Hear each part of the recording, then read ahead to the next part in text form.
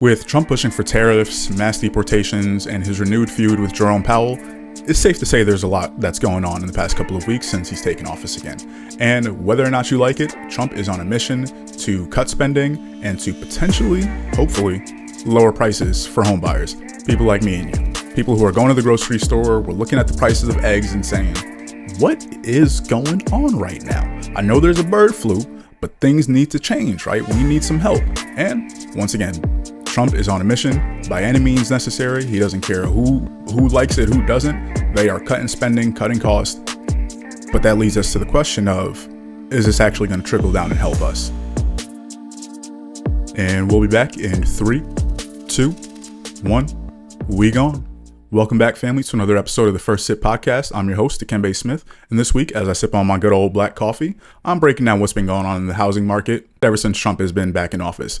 And if things keep going this way over the next couple of years, we are going to have a lot to talk about because, like I said in the beginning, he's on a mission. And between him and Elon Musk, they are cutting spending left and right.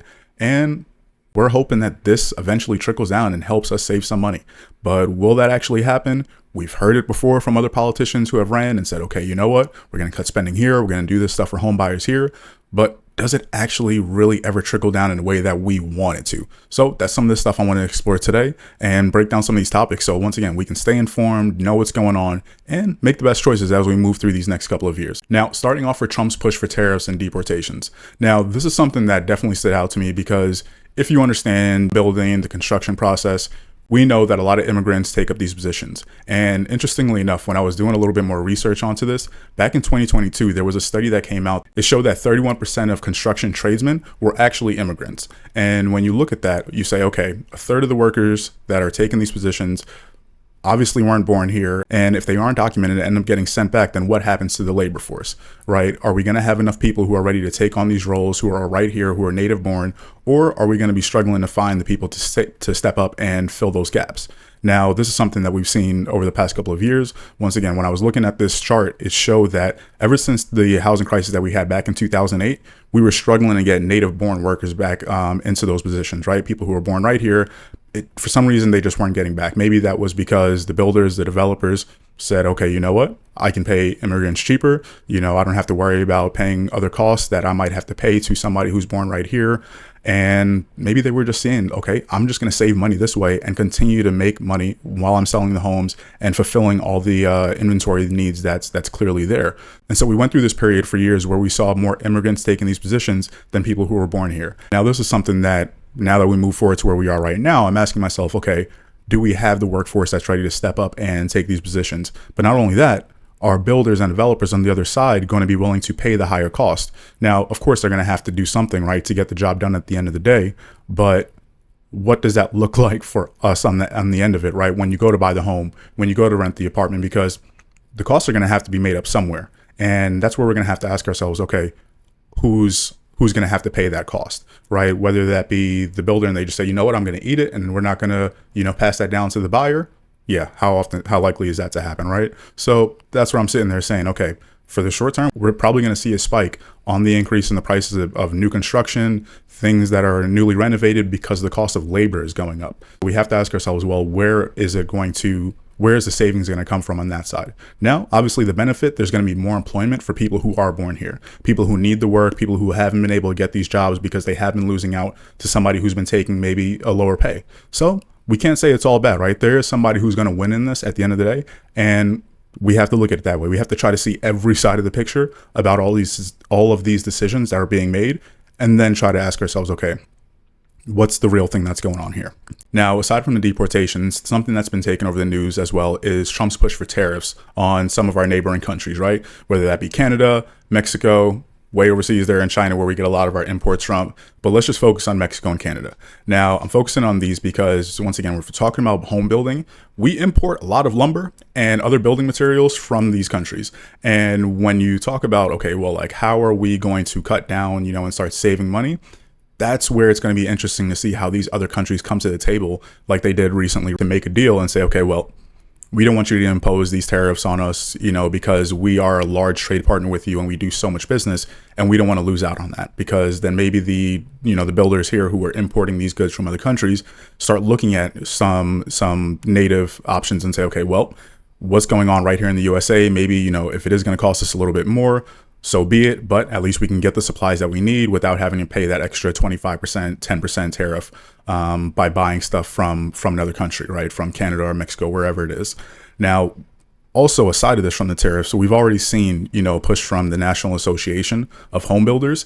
Now they're pushing and asking for Trump to put an exemption on these materials that are being imported from places like Canada, because once again, they understand the implications that come if you go ahead and mark up the prices on that, because it's not going to really have the immediate impact that we need to get more buyers in homes, right? So we have to try to see what we can do. Everybody's coming to the table right now to negotiate and say, all right, there's clearly some stuff that's going on here, and we need to start renegotiating deals, see what's been going on in the past, and really see how we can win. Now, we can't talk about price increases without talking about what's been going on with interest rates, right? Every couple of weeks, I do like to go over this and, give you guys a quick update on where we are. And currently, at the time of this recording, right now, the average rate is still sitting at around the high 6s to 7s. Now, when I say that, you're going to see with the chart that I'm showing right now, you'll see with the 30-year FHA, you'll see that's sitting right at a 6.45%. But then if you go on over to a jumbo loan, you're seeing 7.39%. Now that is where you're going to see rates have been pretty stagnant over the past year. Now, if you've been following me and listening to this, we haven't seen changes with interest rates in the last 3 years, right? Things have been as locked as they can be. And depending on who you're talking to, it's probably been for the better of the overall economy. Because if rates were to cut down, then home prices would probably go through the roof and home buyers would be cut out even more. And if rates went too high, then we would see the housing market hit a complete standstill. Where they've been for the past couple of years has kept activity at a pretty good balanced level. Now, of course, I'm not going to say it's been easy for buyers, because things have more than doubled where they were back in 2020, 2021. But at the same time, we're still seeing activity out there, so we can't act like it's not happening. Now, moving forward to where we're at right now, Trump has renewed his feud with Jerome Powell, and he's pushing for lower rates. Now, just yesterday, he tweeted out and said that interest rates should be lowered, something which go hand in hand with upcoming tariffs. Let's rock and roll, America, right? So when you're looking at this, he's saying we need to get some stuff done. I'm cutting spending here. Me and my guy Elon, we're in the office, we're working. So what are you guys doing? Start cutting these rates so Americans can go out there and buy homes. And Jerome Powell says, like he did before, I'm not going to have anything to do with, what's going on with Trump. I don't comment. It's always been the position of the Fed to not comment on the president's comments. So he's just pretty much sitting back and saying, without saying it, no, I'm not cutting the rates anytime soon. I don't care what you say or how you think it should go. I'm not doing it. So I'm going to say what he didn't want to say, because that's basically what he means. And Trump is not somebody to pull his punches and say, you know what, I'm not going to speak on that position because, I'm going to let them do. No, If he thinks he can say something or sees an opportunity there, he's going to say it, and he's going to wait and see what happens. So I'm waiting to see what happens and what changes he can actually make over this next year, over the next couple of years. Because like I said, we want to see how it trickles down to the home buyers, the people who are investing, those of us who are looking at the financial markets and saying, how is this affecting us, right?